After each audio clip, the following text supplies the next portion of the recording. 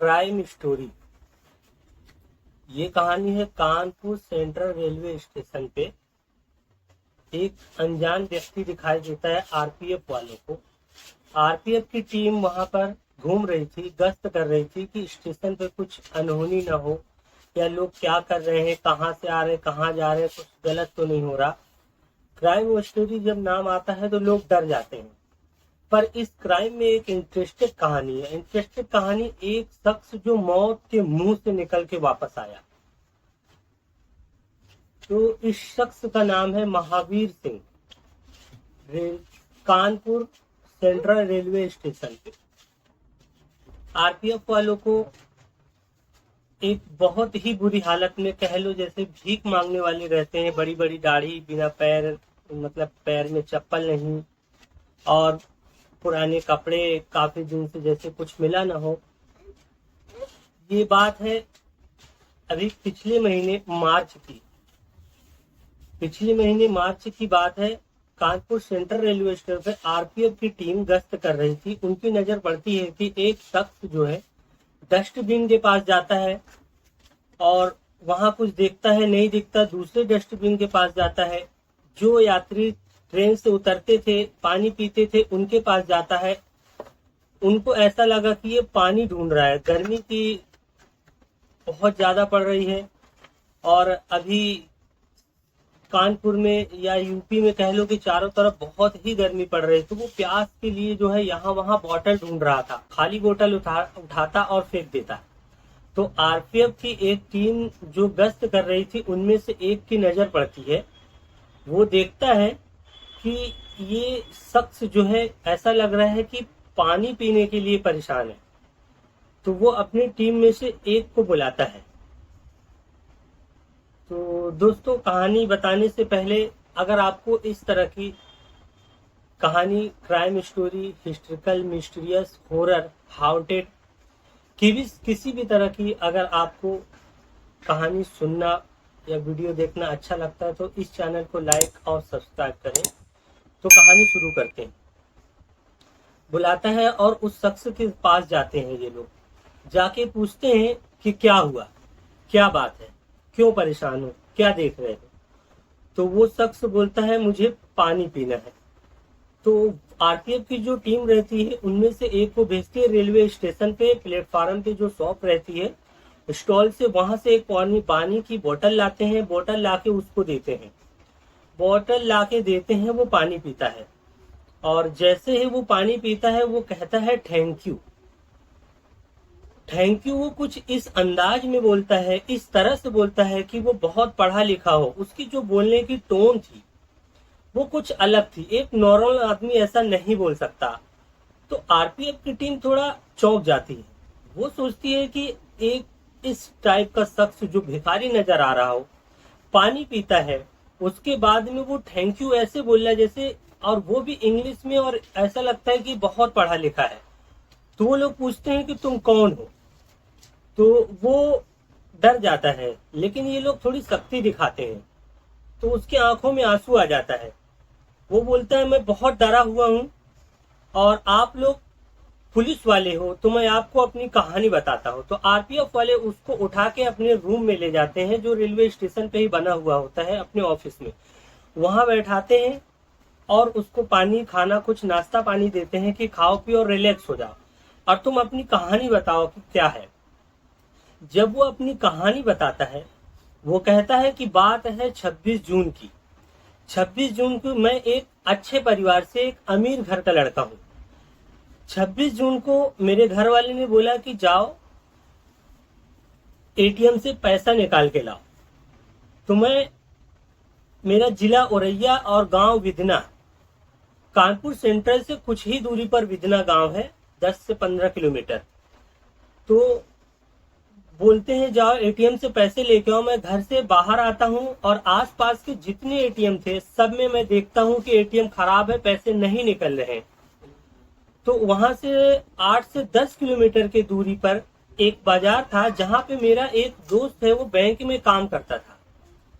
मैं उस बैंक में गया, अपने दोस्त से बोला, उसने मुझे पैसे निकाले, जितनी हमें जरूरत थी हमने निकाले। पैसे निकाल के मैं आ रहा था और ये बात है 2022, 26 जून 2022 की, यानी आज से करीब 2 साल पहले 26 जून 2022 की बात है। कोरोना खत्म हुआ था और लोग उस समय भी थोड़ा थोड़ा डिस्टेंस बना के रखते थे और मास्क लगा के रखते थे।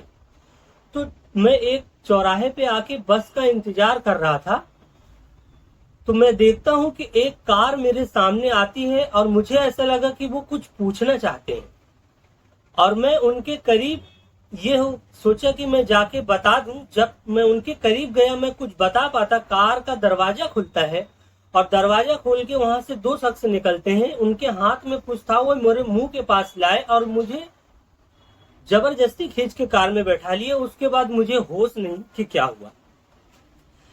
कार चली, मैं वहां से, मुझे पता नहीं। जब मुझे होश आता है तो एक टॉयलेट में हाथ और पैर मेरा बंधा हुआ, मैं उसमें पड़ा हुआ हूँ। कुछ देर के बाद एक शख्स आता है। वो शख्स मुझे वहां से ले जाता एक कमरे में, मारते पीटते और थोड़ा बहुत खाने को देते, और फिर कुछ दिन के बाद दूसरे कमरे में शिफ्ट करते जहाँ कुछ और ले गए थे। और मुझे देखा मैंने कि मुझे इंजेक्शन लेके कुछ इंजेक्ट कर रहे थे। वो शायद नशीली दवा या नशीली पदार्थ था जिसे मुझे नशे में करते थे। और ये करीब 10 दिन 15 दिन ऐसा करते गए और यहाँ तक कि जितने लोग को वो लोग कैद करके रखे थे सबके साथ यही करते थे। फिर एक दिन क्या हुआ कि नशा सबको देते थे, एक कार में बैठा के एक कंस्ट्रक्शन साइट में ले जाते अपनी कार में। अब वो कहाँ से आते, कहाँ जाते, कहाँ ले जाते, उनकी भाषा भी नहीं समझ में आता था। ना तो वो बंगाली बोलते थे, ना तो वो इंग्लिश बोलते थे, ना तो वो राजस्थानी बोलते, ना तो यूपी की भाषा बोलते थे। पर मुझे ऐसा लग रहा था कि ये साउथ का कोई इलाका है, मलयालम, कन्नड़, तेलुगु, कुछ ऐसा था जो मुझे नहीं समझ में आता था। और ऐसी जगह पे लेके जाते थे, कुछ समझ में नहीं आता था ये कहाँ लेके आ रहे हैं। कंस्ट्रक्शन साइड में ले जाते, वहां पे मजदूरों जैसे काम कराते और खाना थोड़ा सा देते, मारते पीटते, इंजेक्शन लगाते। और इंजेक्शन में इतना नशा कर देते थे कि होश में ही कोई नहीं रहता था। और धीरे धीरे वो इतना इंजेक्शन देते गए, मैं ये सोच लिया कि मेरी जिंदगी अब खत्म है, अब मैं कभी यहाँ से नहीं जा पाऊंगा। तो जो डोज दिया करते थे, जो इंजेक्शन दिया करते थे, जो उसका असर था वो धीरे धीरे कम करना कर दिया। तो मुझे थोड़ा थोड़ा कुछ याद, थोड़ा थोड़ा कुछ होश आने लगा। मुझे ऐसा लगा कि यहाँ से मुझे निकलना चाहिए। तो मेरे मन में ये प्लान बना कि किसी भी तरह से निकलना चाहिए। लेकिन जब मैं वहां निकलने के लिए मेरे दिमाग में ख्याल आया तो मुझे लगा कि मुझे ऐसी एक्टिंग करना चाहिए कि मैं होश में नहीं रहता हूँ, मुझे इस दवा का असर ज्यादा नजर आता है। तो मैंने एक्टिंग करना चालू किया और वो मैं उस पर ध्यान रखने लगा, ये कहाँ लेके जाते हैं, कितनी देर में पहुंचते हैं और कितनी देर में आते हैं, किस तरह है। लेकिन मैं कोशिश जरूर करता, लेकिन मुझे कुछ समझ में नहीं आ रहा था। तो मैं लेकिन निकलने के लिए मैं सोच लिया कि किसी भी तरह निकलूंगा। एक रात मैंने देखा कि उनको ये यकीन हो गया कि नशा और जो नशीली दवाई मैं इनको देता हूँ उसका इतना असर होता है कि ये होश में नहीं रहते हैं। और मेरे ऊपर जो दवा की असर था वो कम हो गया था। पूरी तरह से तो नहीं, लेकिन थोड़ी थोड़ी मेरी याददाश्त, मुझे ऐसा लग रहा था कि कुछ कुछ याद आ रहा है। तो मैंने क्या किया, रात में मौका देख के एक दिन मैं वहां से भागा। और जब मैं वहां से भागा, भागते भागते भागते भागते पूरी रात में चलता रहा, मुझे एक रेलवे ट्रैक दिखाई दिया। उस रेलवे ट्रैक को पकड़ के, मुझे ये नहीं पता कि किस दिशा में मुझे जाना है, बस मुझे ये समझ में आ रहा था किसी भी तरह यहाँ से जितनी दूर चले जाए, इतनी दूर चले जाए कि यूपी का बॉर्डर या यूपी की तरफ पहुंच जाए। सही है या गलत है मुझे नहीं समझ में आता। मैंने एक रेलवे स्टेशन पे पहुंचा और वहां पे बैठ गया। वहां पे एक ट्रेन आई, उस ट्रेन में मैं बैठा। उस ट्रेन में बैठ के मैंने जहां तक वो ट्रेन जाती थी मैं वहां तक गया। जहां पे वो ट्रेन रुक जाती है वहां से मैंने दूसरी ट्रेन पकड़ा। दूसरी ट्रेन पकड़ के मैंने ऐसे करके 4 ट्रेन मैंने बदला। और वो 4 ट्रेन के बाद में लास्ट में बिहार के दरभंगा स्टेशन पे वो ट्रेन आई। 5 दिन मैंने 5 ट्रेन को चेंज किया।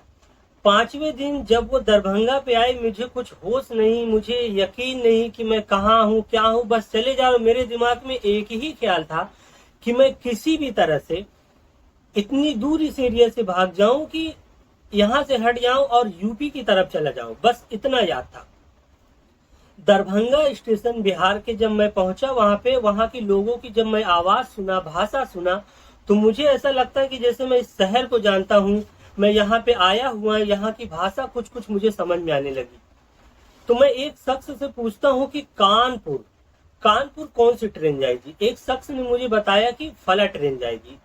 मैं उस ट्रेन में जाके बैठ गया, उस ट्रेन में बैठ गया, और उस ट्रेन से मैं आज यहाँ रेलवे स्टेशन पे आरपीएफ वाले को ये बता रहा था, पूरी बात आरपीएफ वाले को बताया कि मैं आज सुबह ही उतरा हूँ और मुझे बहुत शिद्दत से प्यास लगी थी जिसके लिए मैं भटक रहा हूँ, और मुझे आपने पानी पिलाया। आप, मुझे लगा कि आप पुलिस वाले हो, तो मैं अपनी कहानी आपको बताया।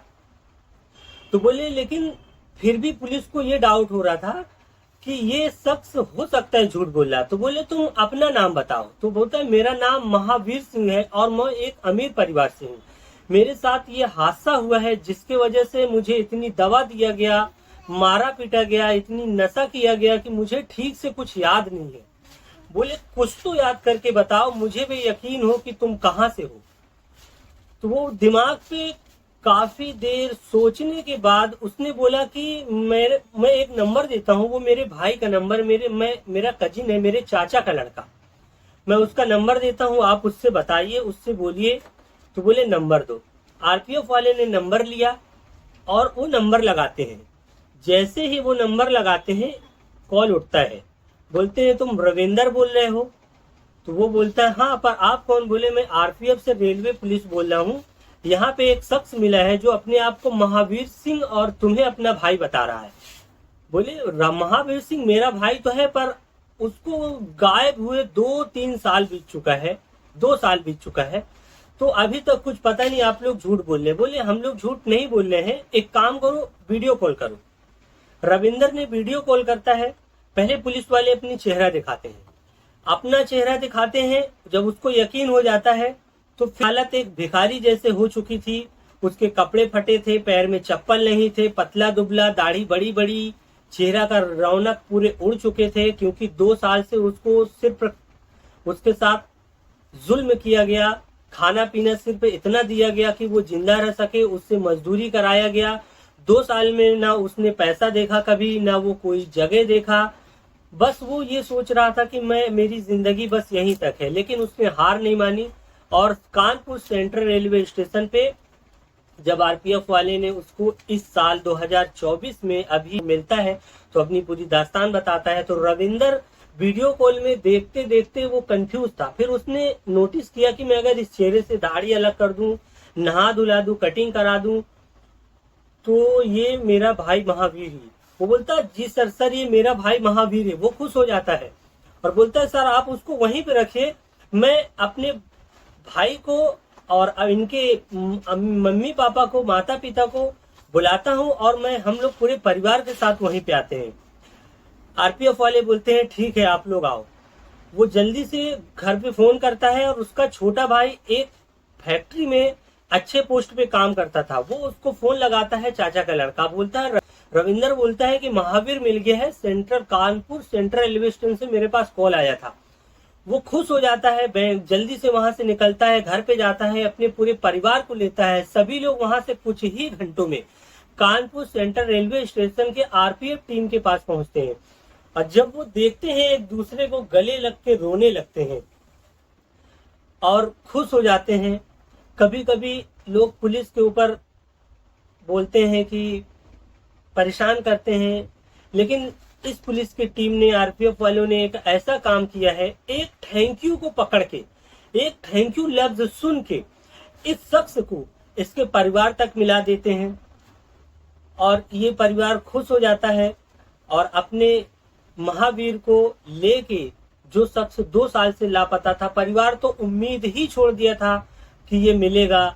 रोने का मातम, यहाँ तक कि वो अपने गांव के औरैया डिस्ट्रिक्ट के बिजना जिले में पुलिस स्टेशन में उन्होंने कंप्लेन भी लिखाया था।